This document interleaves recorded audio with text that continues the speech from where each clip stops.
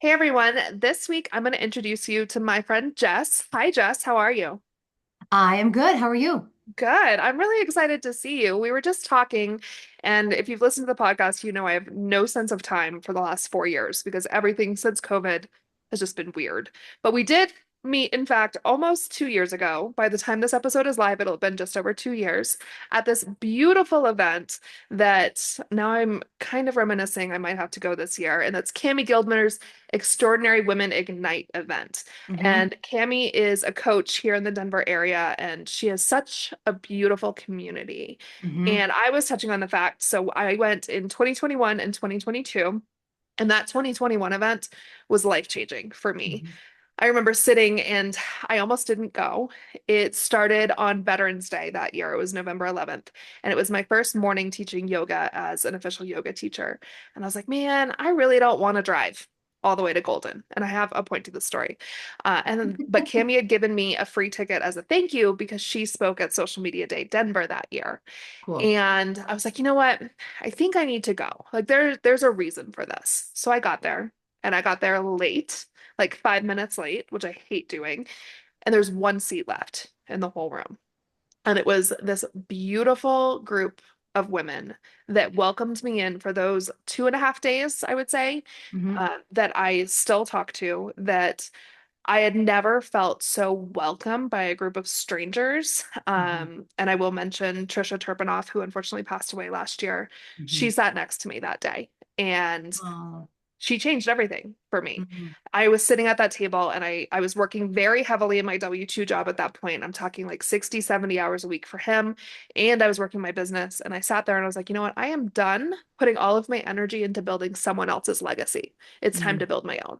Hmm. And that event is just such a catalyst for change. So the Yes. following year, I had to go back. I brought two friends, my friend Chelsea and my friend Christina, whose episode Yes, will be in a few Chelsea. weeks. Yes, Yes. yes. I haven't seen her in forever. I haven't seen her since my retreat last year, actually. And we met Jess there. Hmm. So, Jess, why don't you tell everybody real quick a little bit about what you do? Yeah, so I am Jessica Millhiser, the owner of JMills Consulting, and I mimic everything that you said about Cammie's event. Huge shout out to Cammie, huge shout out to that community of women. It's really, really incredible. And she does it every year, usually in November. So if you're interested, you should definitely check it out. But I am a business strategist. And really, what that means is I help you take strategic action on how to move your business forward. So what that means is we look at where are you now, where are you trying to go, and what action needs to happen to close that gap, right? So I really deal more with business foundation, internal structure, internal resources, business identity, team growth, all of those internal businessy things that need to be in place so that you can actually grow a business that is sustainable, and generates revenue and is joyful. So that's really where I spend my time and really where I excel. It's funny because we were talking before we started recording, and we're very much in similar spaces that we both pivoted to. We're both very much in the strategy space. I focus a little bit more on the creative and the marketing, whereas yours is the foundational. And Hmm. it's kind of cool because those are, kind of yin and yang of each other, but at the same Yeah. time, both very necessary Yes. for a business. So I love Absolutely. how well that our two businesses complement each other. Me So too. let's go back in time. Yes. Because I imagine you weren't, a 6-year-old girl saying, I want to be a business strategist when I grow up. So, how did you get here? Take us on a little journey. Oh my God, how much time do we have? The road is so windy. So I will say, originally I am from Vermont, born and raised, went to get my undergrad there. I majored in journalism and creative writing. And truthfully, I really wanted to be like a sports journalist. Hmm. I have always loved athletics. I have always loved like sports and recreation, and I just loved like the passion and the drive and like the rawness that athletics create. So I was always really driven to do athletics. Um, so got my undergrad, ended up having a pivot and ended up moving to DC. So I lived in the DC area for 3 years. Talk about a change from Vermont to DC. Huge change. Like Vermont, we had like a beautiful home on 10 acres of land. Mm, We lived on dirt roads. My graduating class was 29 people. So it was that's real, awesome. real tiny, but amazing. And I feel so fortunate to have had that kind of childhood, Hmm. because it's very different from a lot of people I interact with. So yeah, so huge pivot to DC, definitely changing things up. A little bit of, I don't know, it's like city shock, I guess. I don't know. I ended up getting a job for an international nonprofit called CFRE International. And I think I was in my early 20s, 23-ish, I think, when I got that job. And it was my first real job, my first like official job. I have a salary and I have Mm. PTO. And I was like, I've made it. We're here. I'm ready. Let's do this. So it was cool because I was interacting with people that were in Canada, in Australia, in the UK, in Kenya. Mm. Um, it was a very cool experience for me. And I started as a executive assistant, and then I moved into a program coordinator. And it was it was an interesting experience for me. I learned a lot from that space. And then life happened again. And 2011, I ended up moving to Los Angeles. And again, another kind of huge pivot. And I didn't have a job. And I had a friend out there that was like, hey, I need a roommate in a month. Do you want to come? And I was like, sure. This is the universe giving me an opportunity. I'm going to say yes and see what Beautiful. happens. So lived in Los Angeles. And also, I guess I would say throughout my whole working years, I was always like in aquatics, in recreation, and in hospitality. So those were always jobs that I'd had like kind of off and on since I was Yeah. basically 15 years old. So out in LA, doing that whole thing, working in hospitality, working in recreation, I decided that I wanted to go back and get my master's. So I got my master's in coaching and athletic administration, with which looking back on it now is basically a business degree, Yeah. but with a focus in athletics. Because my goal was to be an athletic director of a sports program.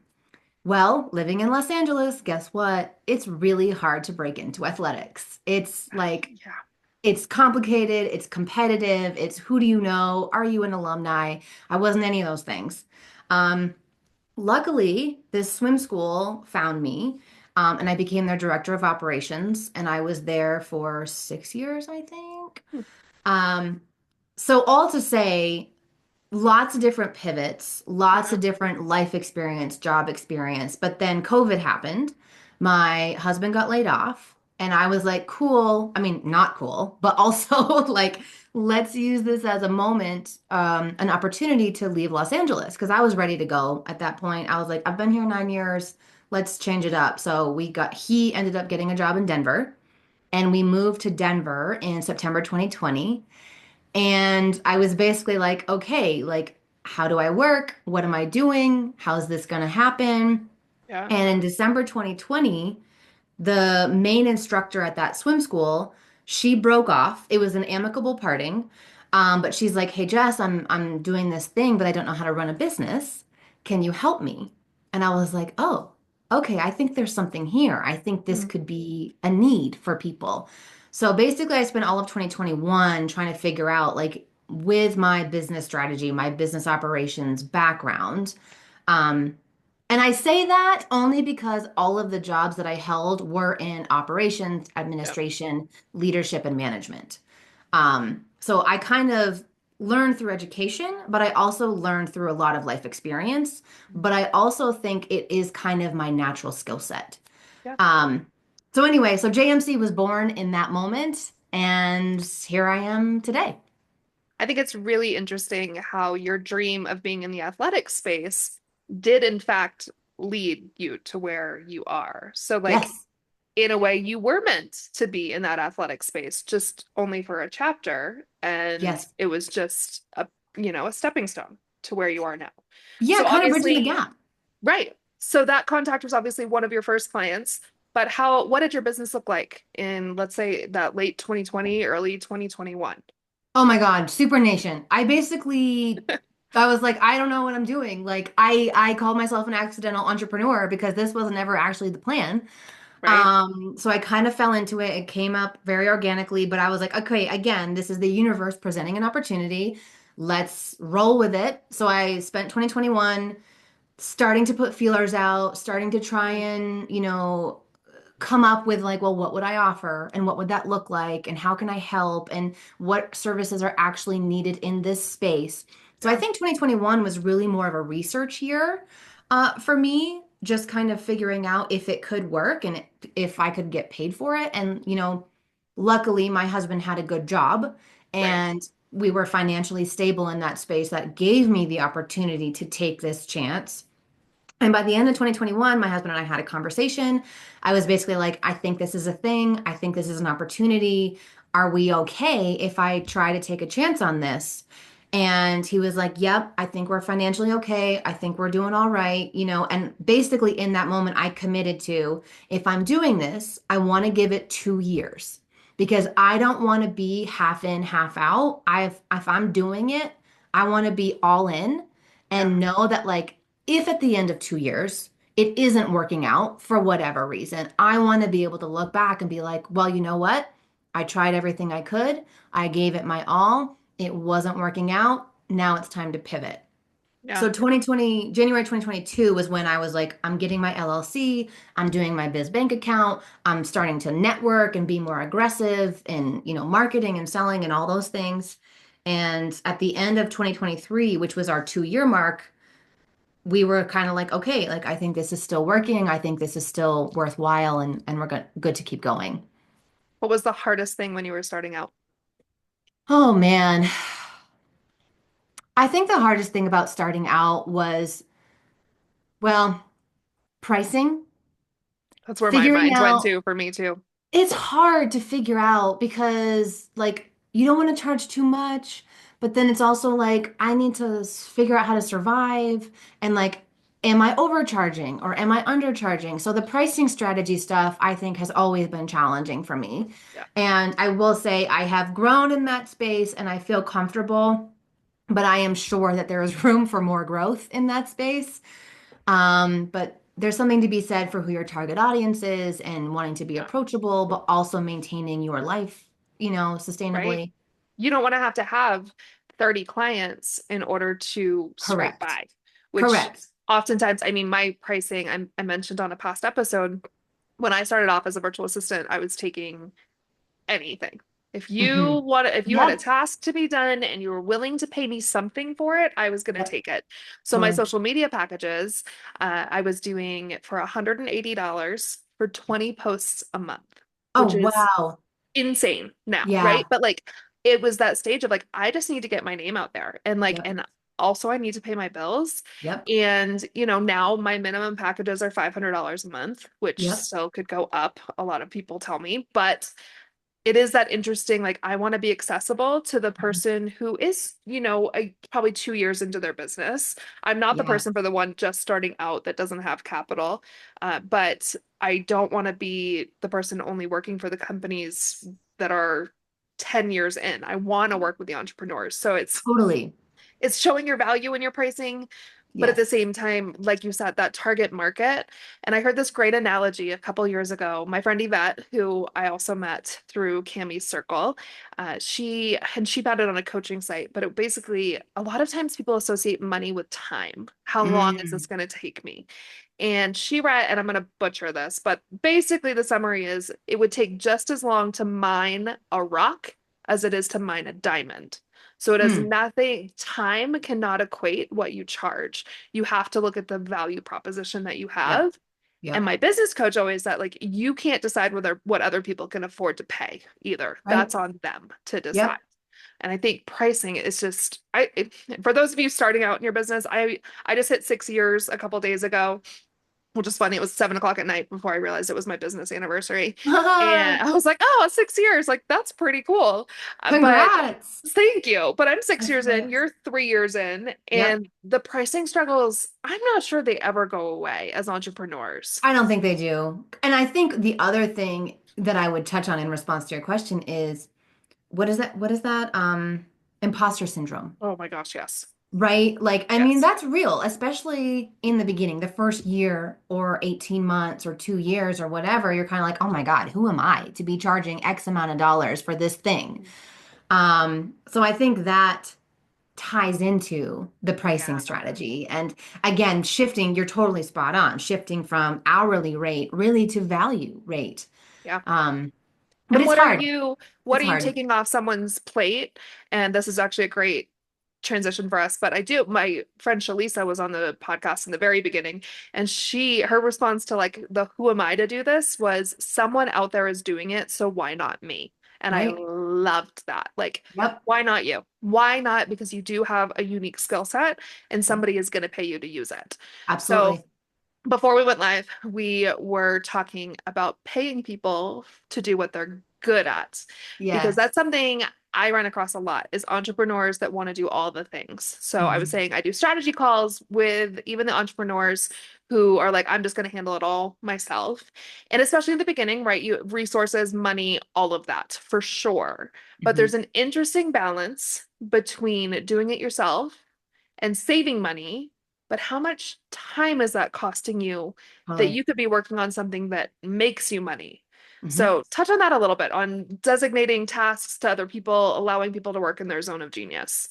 Yeah, and what I will say to that is I feel like this goes into three categories. Like basically if you're an entrepreneur, there's a bunch of different hats that you can be wearing. Mhm. And you need to decide what is appropriate to delegate, what is appropriate to outsource, and what is appropriate to learn yourself, right? Yeah. Because there are going to be certain things in your world, in your space, where it makes sense for me to be like, oh, yeah, I should probably learn how to do that. Yeah. That would enhance my skill set. That would enhance my clients' lives. That would enhance my future trajectory.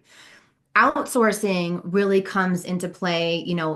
You're a great example, Jen, with the marketing stuff. A lot of people don't have the time, the Yeah. energy, or the bandwidth to do the marketing. Like, really, truly. Like, there are people that can be like, okay, I'm just going to pop onto social media and whip out some reels or throw out some Yeah. posts or stories or whatever. But maybe there's not a ton of strategy behind that, right? Right. And so then you could come in. My area of expertise is marketing strategy. So you could be like, here's how this works, here's how it all works together, and then really outsource the social media and the marketing component so that it excels, so that it's Right. exceptional, It's so not that just it done. Yes. correct, correct. And then the delegation piece is it's tricky, right? Because if you don't have a team, it's hard to delegate. Yeah. If you do have a team, what I would say about delegating is this is more hands-on in the early days than Yes. people I think really give it credit for. So if you're trying to delegate, really what you're responsible for is setting this person up for success. So, what are the things you need them to do? How do you want them to do it? What's the timeline, deadline, frequency interval? What are the resources available? And Mhm. have you actually like taught them how to do it? This is the thing. This is how I want you to do the thing. Watch me do the thing. Okay, great. Now your turn. Go try. So like you Yeah. really need to be hands-on in the beginning of delegation in order to do that successfully. Over time, what that does is you begin to trust them. They're doing things to your standards. They're also taking things off of your plate, and then you can begin to give them more stuff. Yeah. So it's a process. It's a little more hands-on than I think people give it credit for. And if you don't have a team, obviously that doesn't really work. So then you could live in the whole what's worth outsourcing space. Do I have the revenue and resources to do that? And like prioritize, right? What level of priority do I need to outsource?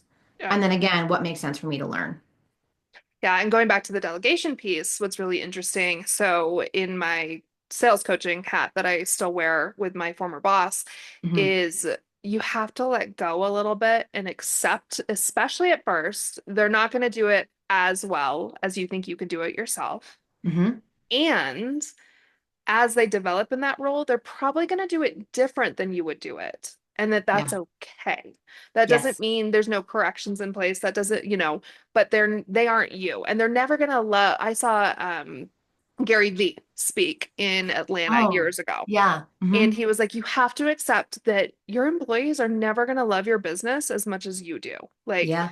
because they would have their own business then. And I like to say in my business, I do love my clients' businesses as much as they do, but it's Yeah. different there. I have my own business supporting their business, but an employee, there's a reason they're not the boss. And, I've been an employee and I'm a terrible employee. I hate Yeah. being an employee, but for the most part, there are people that just want to work their hours, get their paycheck, and go home and live their life, which sometimes I'm envious of, to be completely Hmm. honest. Hmm. But they don't have the desire to be all, I mean, it's not even just your heart in it, it's your soul in it. And you have Hmm. to accept the fact that if you're hiring someone, they're not going to be soul in to your business. And that's I okay. think I think that's true in a lot of ways. The only it's not even a caveat, but my only sort of Yeah. counter to that sort of is if you have a solid business identity, Mm, mission, vision, values, your idea of success,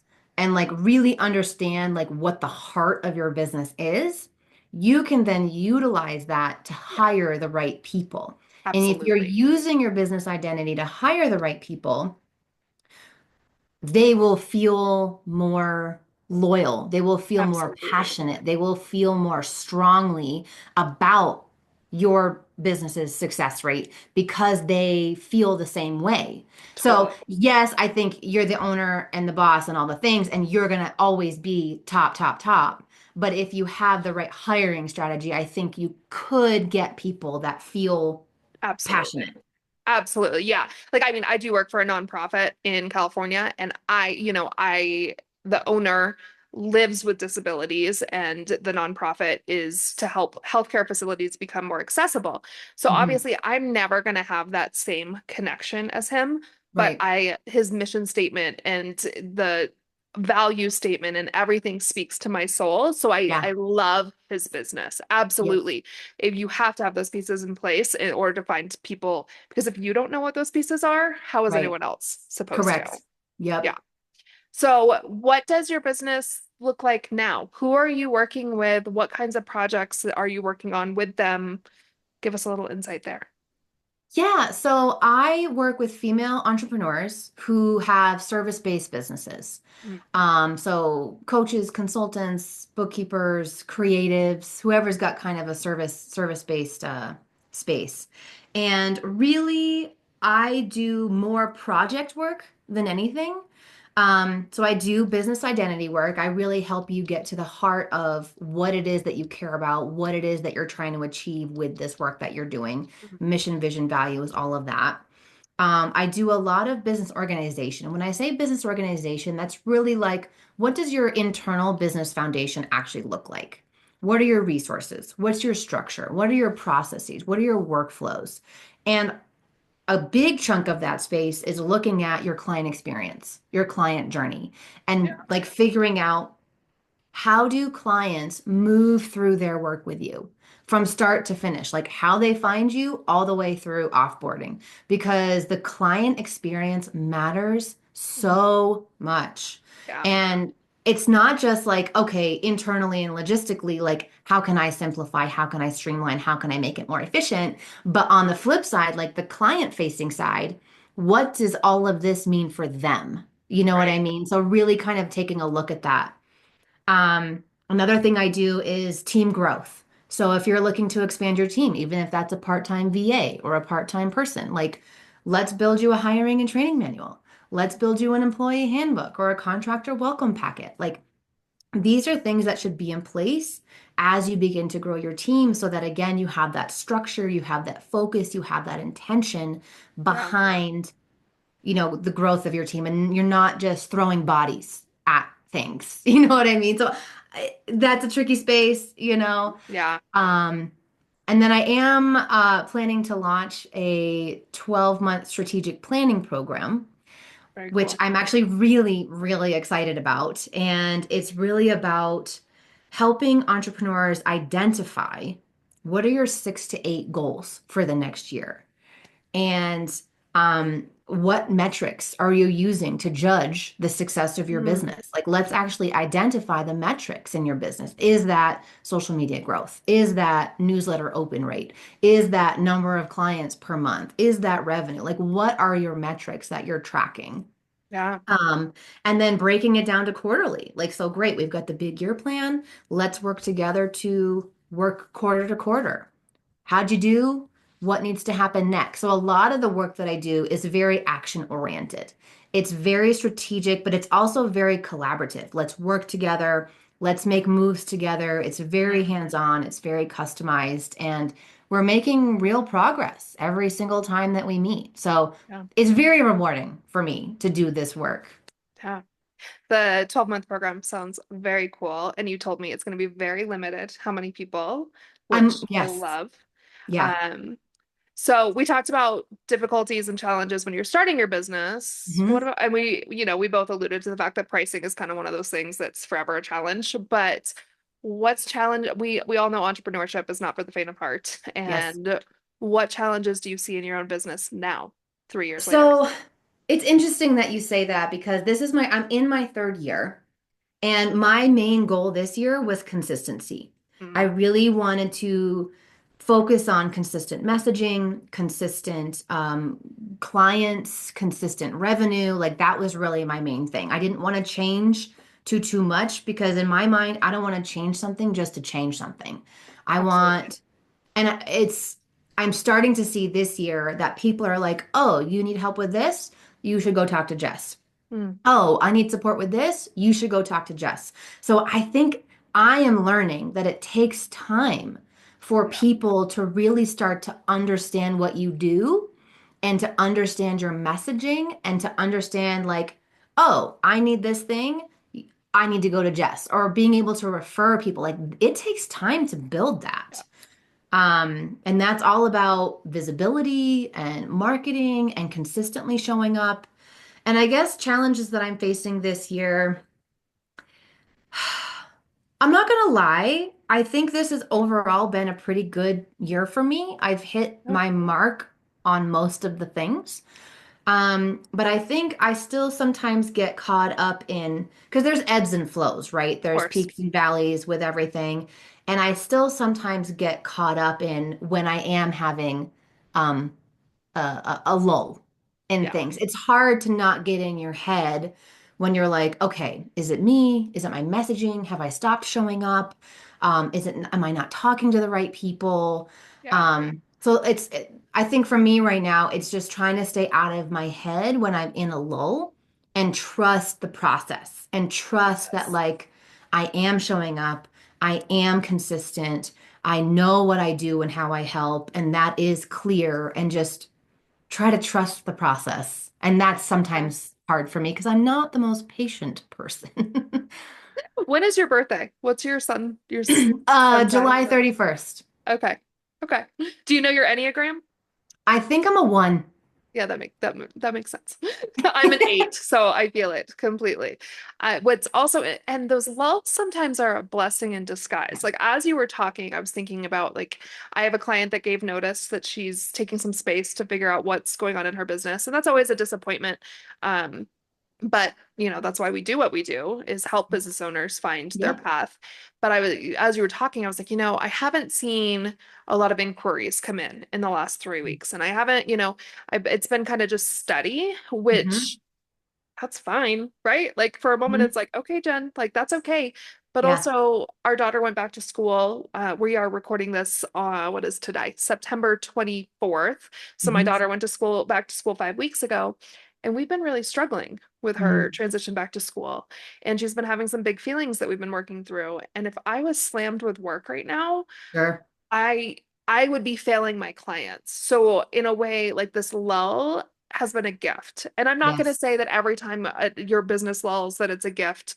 I would never make that generalization, but sometimes it is. Like Yes. sometimes, and for me, I believe in the universe. I believe in energies, and for me, like the universe was probably like, you're going to need some space to deal with Yeah. personal stuff and not just Yeah. business.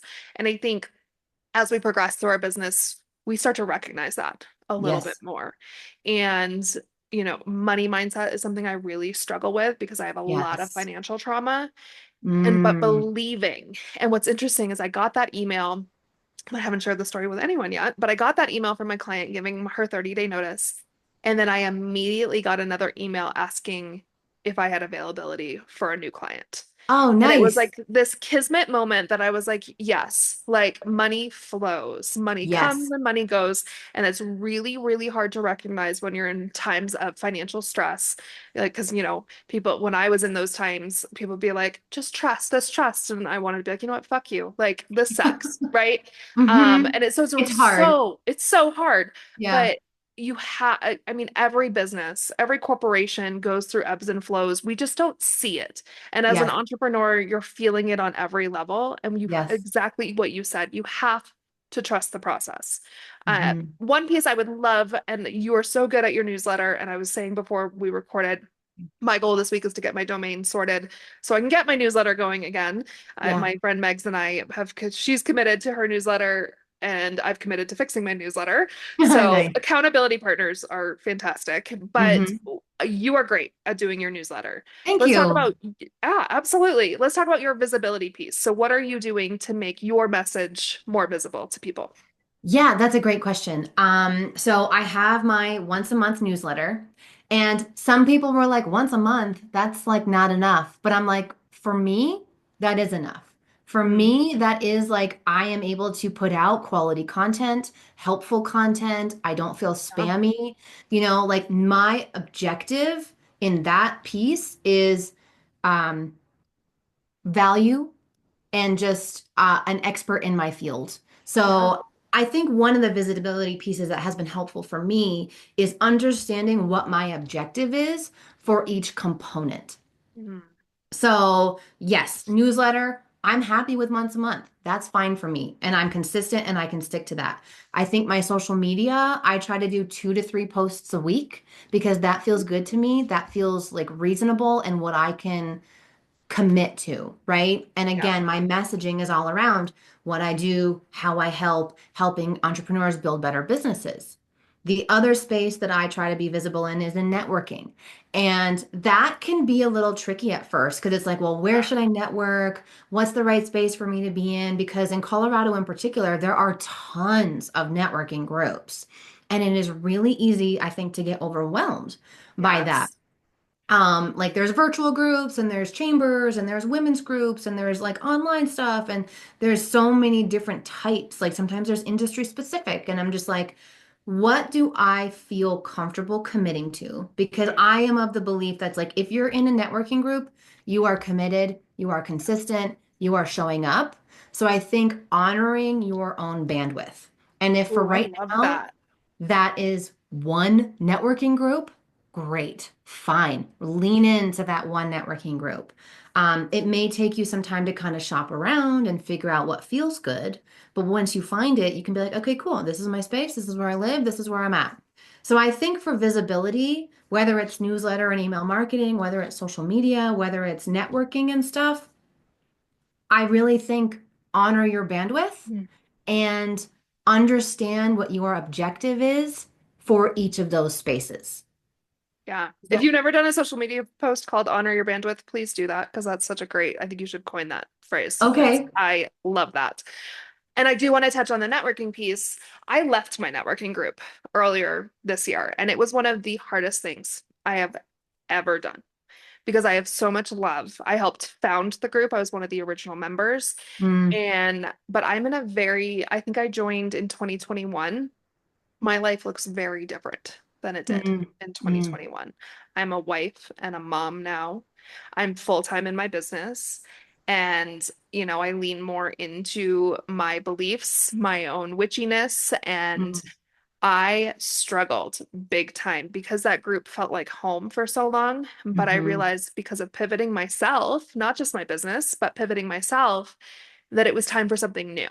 So mhm. I also want to share that. Like, it takes a long time to find a networking group, like you said, Yes, but that doesn't mean that networking group is going to be the right fit forever, and be correct. okay with that. Yes. Honor yourself in the fact that you change and your Hmm. needs change. And I still talk to members of that group weekly, but Hmm. it was time for something new for me. So Yes. I meet with just a couple women on and it's not intentionally women only, it's just how it has been on Mhm. Wednesday mornings at Forge Coffee across the street. And I'm now doing Forge's social media and I'm redoing their Oh, website nice. for them. And I'm Yeah. helping it like after we finish record, I have to create a flyer for them. They're going to do a plant exchange event Fun. at the coffee shop. So it's like by letting go of that networking group that no longer fit for me, Yes. I opened the door to something that I didn't even expect. So, and again, I have so much love for that group, Totally. but it just wasn't the right fit. And I think as entrepreneurs, we have to really hone in on ourselves and alignment and what feels good.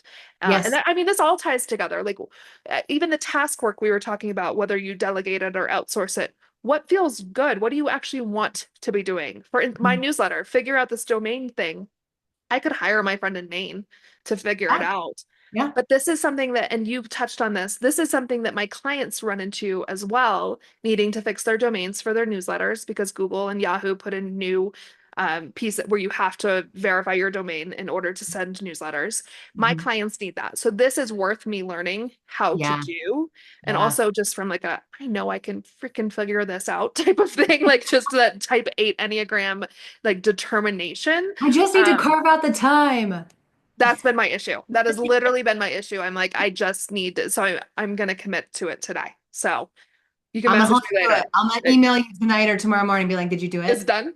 Where's your newsletter? Is it done? Because I mean, I had this podcast that I should be emailing out, and so by the time your Yes. episode is live, it will be going out in an email every I week. love So, it. and I do want Yes. to touch on your newsletter as well, because the number one reason people unsubscribe from newsletters is because they forget who you are. Yes. That being said, so oftentimes people take that as, oh, I need to do a weekly newsletter. That's not what that means. That Mhm. means consistency. And I am totally speaking as I do as I say, not as I do, because my newsletter again is hasn't even happened since March. And I did have some consistency before then. But with your newsletter, I know to expect a newsletter from you at the beginning of the month. I don't Yeah. expect to see you multiple times a month in my inbox. Same with Yeah. Kelsey, who was on the podcast recently. She sends Mm. a once a month with a freebie of her art, and I expect to see it every month. So I'm not going to forget who you are just because it's once a month. And you are putting out really solid content because of it. And that's social media too. I mean, you don't have to be posting 5 days a week. I post more personal than I post business. I'm trying to post more business than I do. We talked about this. I am terrible at promoting myself, but Mm. do what you can commit to. Honor your bandwidth, Yes. which Honor your bandwidth. That's the slogan going forward. I love it. I love that And might be the name of this podcast episode, to be honest. We'll great. see. Oh yeah, that's a good one I like actually. it. I like Topical. it. But also, Um, you know, the unexpected entrepreneur too. That's a pretty solid title yeah, that's a good too. one too. So, And yeah. thank you so much for your kind words Yeah. about the newsletter. That makes me really happy to know that it is Yeah. being how I am intending it to be put Yeah. out. So that's really nice. Thank you. Absolutely.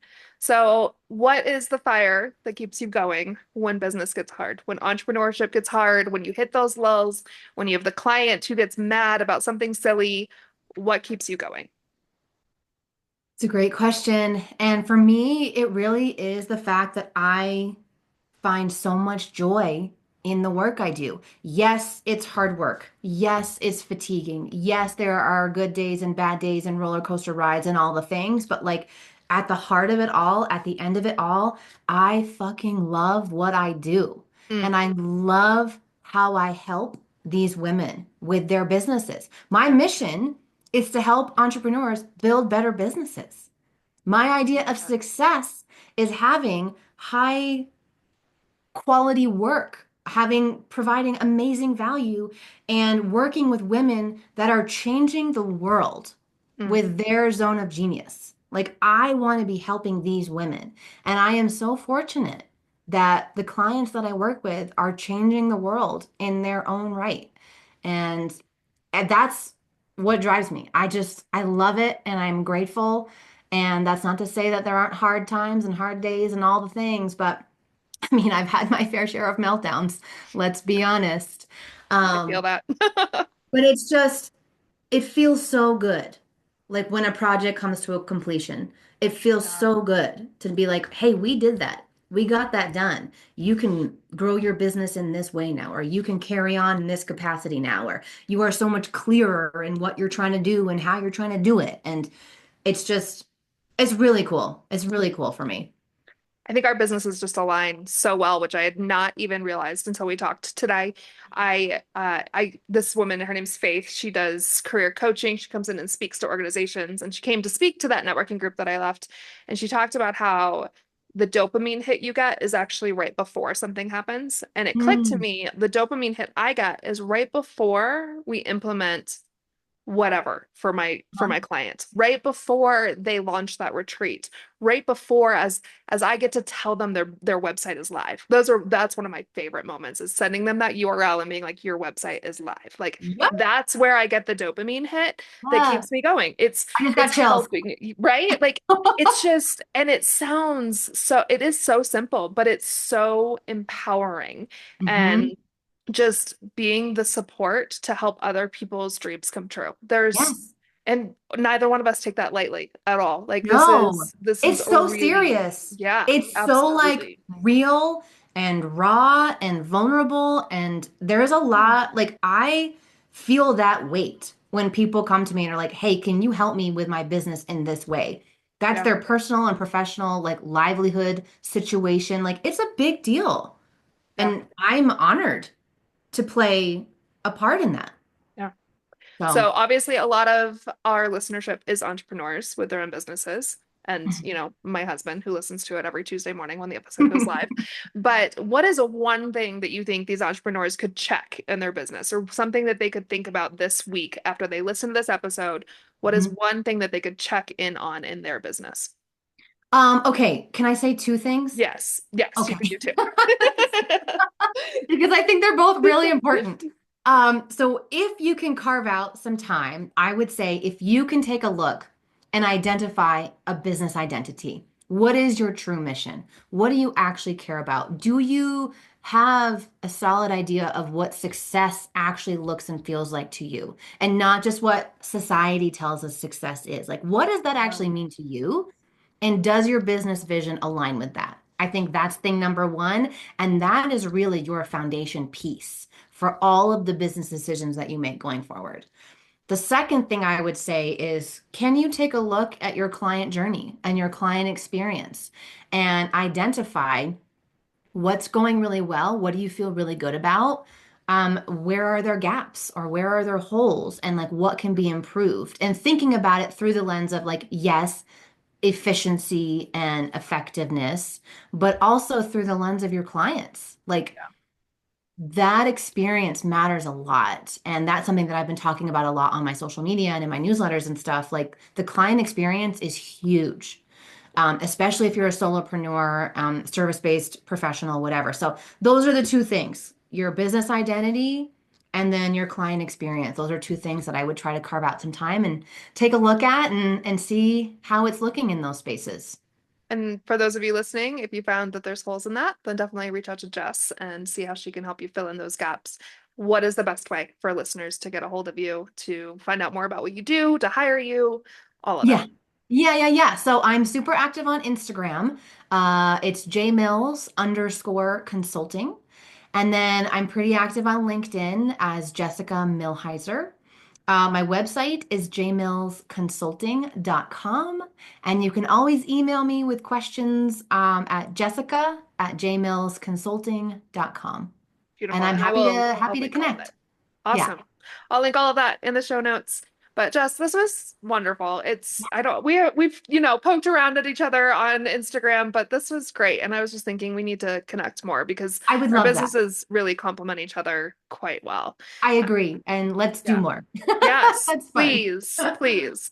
And for those of you listening, if you want to find out more about what I do as a creative strategist, or if you're interested in being a guest on the podcast, or I just launched my Kismet retreat for 2025, which I am very excited about. It's a reader's retreat because Hmm. this year I've really refound my love of reading, and I've been able to share that with a lot of people. So I am doing a reader's retreat in Monument, Colorado, February 2025. We have a beautiful property with a fireplace and a hot tub, and It's limited to Mm, just 7 people, so it's super, super limited. So if you want to find out about any of that, then head over to jen@jensway.com. You can email me there, or jenswayva.com, or Instagram, which is Life Jensway. Two N's on Jen always. And thank you so much again, Jess. I really, really appreciate you. And we'll probably have to do another episode for sounds sure. good. Thank Once you you for get your new having program. me. This was Yeah, so fun. And I'm super interested in that reading retreat. So I'm gonna go take a look. I'm excited. All right, everybody listening, I will talk to you next week on Your Next Business Bestie. Have a wonderful week.